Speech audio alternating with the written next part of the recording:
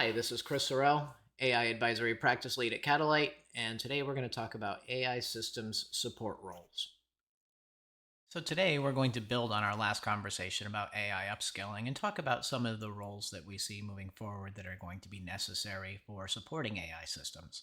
These are careers that will be in high demand and very critical to the success of your AI initiatives.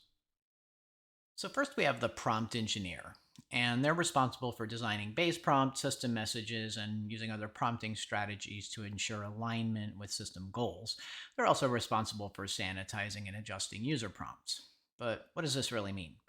Well, if we think about the way that AI is growing, it's in large part involving a human computer interaction, like a natural language processing chatbot, generative AI systems that are responding to those prompts and returning some sort of results. And we've seen quite often that these generative AI systems return uh, incorrect responses or misinterpret the prompts or give really inconsistent results. And a lot of times this is due to the limited system messages or prompt engineering that's gone into them.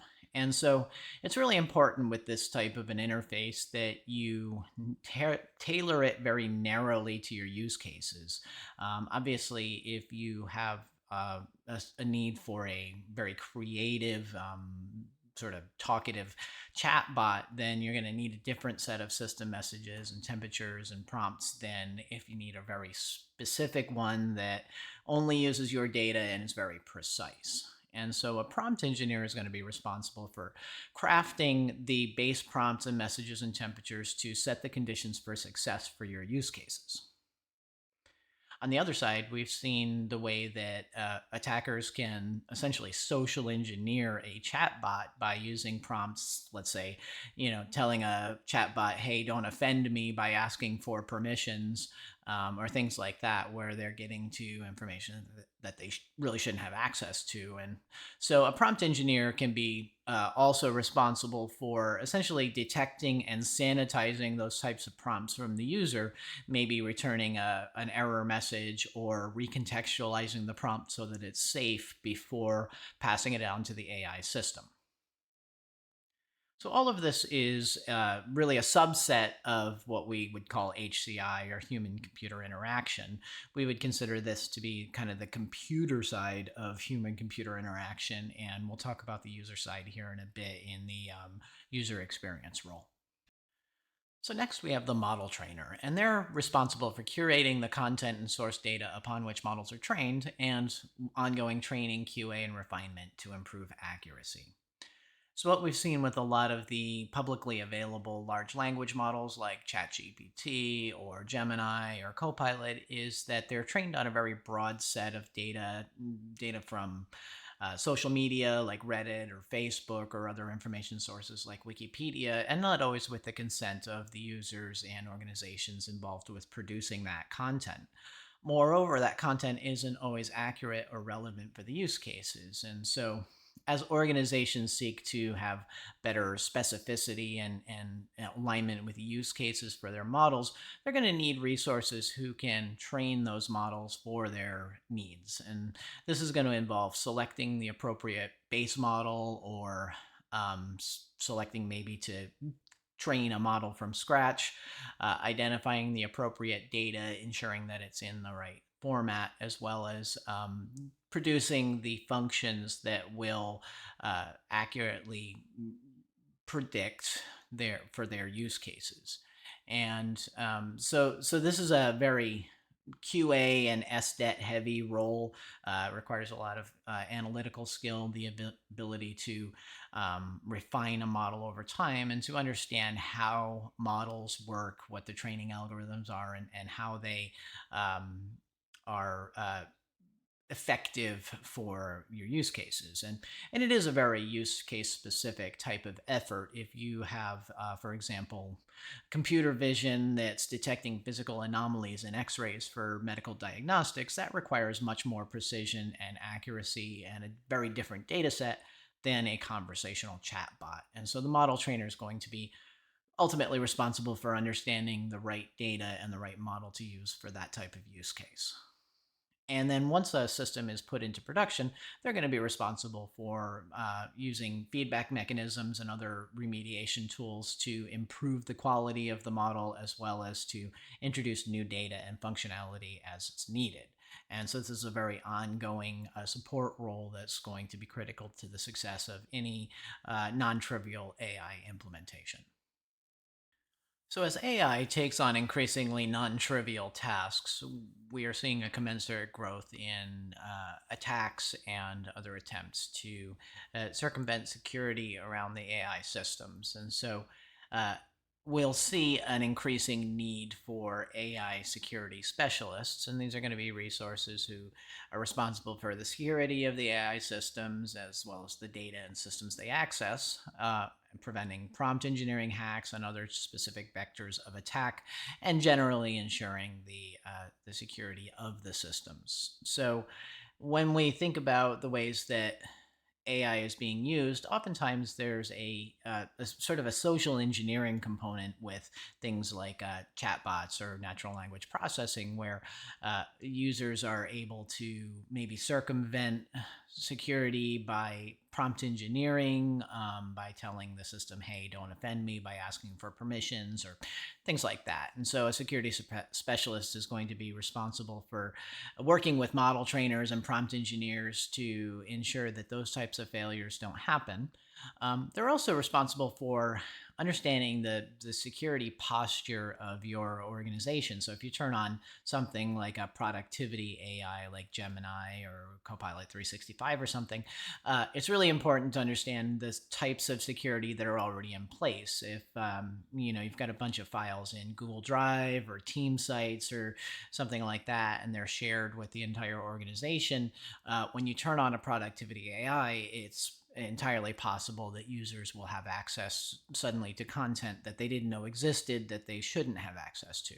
And so a security specialist for AI is going to be responsible for understanding and evaluating the security posture around your content and systems that AI will have access to, and ensuring that those systems are secure and preventing any types of data exfiltration or internal or external access to data and functionality that that users shouldn't have access to. So we've talked a lot about ethics and responsible use in AI, and as AI increasingly takes its place within organizations, we're going to see an increasing need for executive level oversight to ensure alignment with ethical principles and compliance with accessible use policies, as well as governmental regulations and frameworks. This resource is going to be responsible for ensuring that all AI initiatives align with these principles and policies. And ultimately, they are going to be accountable for failures in those AI systems. So their job is largely to ensure both compliance as well as transparency, accountability, and the ability to support auditing and evidentiary data in the case of any types of legal proceedings, auditing, or other compliance requirements. We do expect to see governments increasingly making AI policies and governing bodies which will require compliance, particularly in the case of working with governmental data or protected classes of people and other types of sensitive data. So this is going to be increasing need, and we don't expect it to become smaller, but to become greater. And this role will be the ultimate authority and accountable resource in terms of the organization's AI initiatives.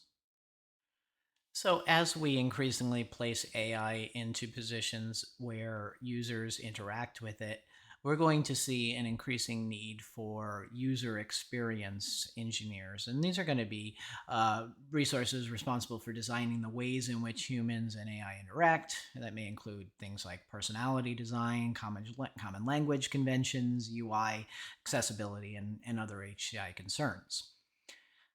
So, what that means, though, practically speaking, is if we think about the way that user experience has evolved over time, really what we're talking about is taking the way that people think, which is in natural language, and abstracting it into things like graphical user interfaces and button clicks and search fields and grids of results. And all of that is really an abstraction away from natural language.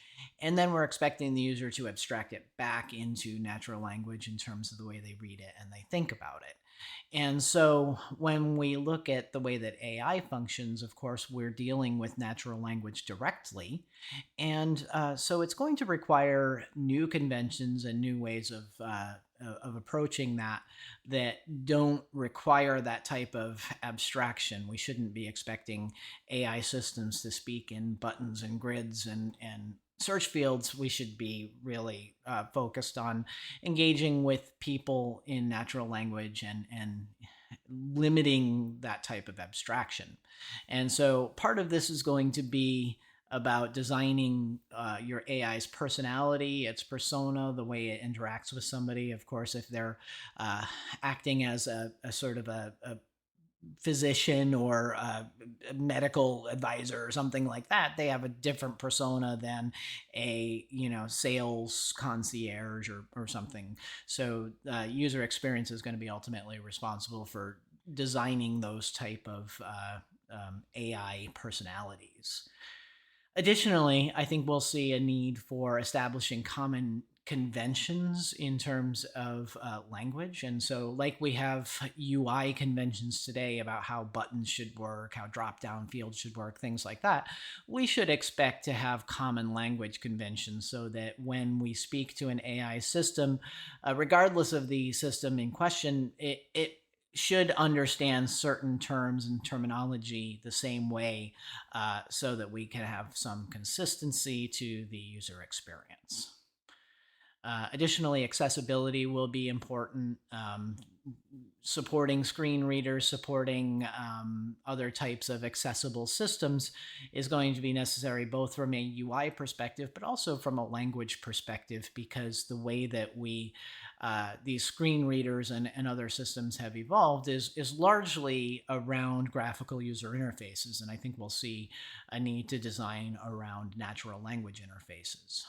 Um, and so all of this really is what we might consider the human side of the human computer interaction equation. And we talked earlier about the prompt engineer, which is more the computer side of it. And so these are roles that work together to ensure that the user experience is supported both from the input side as well as the output and return. So this is going to be an incredibly important and valuable resource in terms of ensuring the success and increasing the adoptability and usability of your AI systems.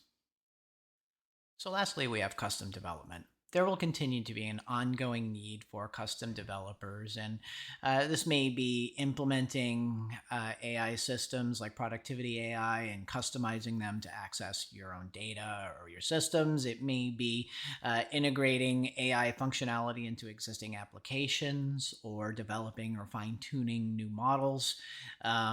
And so there's been this conversation suggesting that maybe AI could supplant the role of custom developers in this process, and I don't think that's realistic. Certainly not in the short term. There's going to continue to be a need for these type of resources, and they're ultimately responsible for dictating what the AI can do and how it can do it. Additionally, as we increasingly specialize and expand the capability of models, we're going to see an ongoing need for the data science side of it, which is to say, designing new models, designing algorithms for scoring and predicting and increasing accuracy and specificity around particular types of use cases, as well the analytics side in terms of generating data and analytics for AI usage, as well as about AI usage. And so these resources are going to continue to be necessary and very valuable resources to have in your organization to support your AI systems, to extend them, and your applications to support AI. Okay, that was a brief discussion on roles that support AI systems. Again, I'm Chris Sorrell, AI Advisory Practice Lead at Catalyte. Please feel free to reach out to me with any questions or comments, and thank you for your time.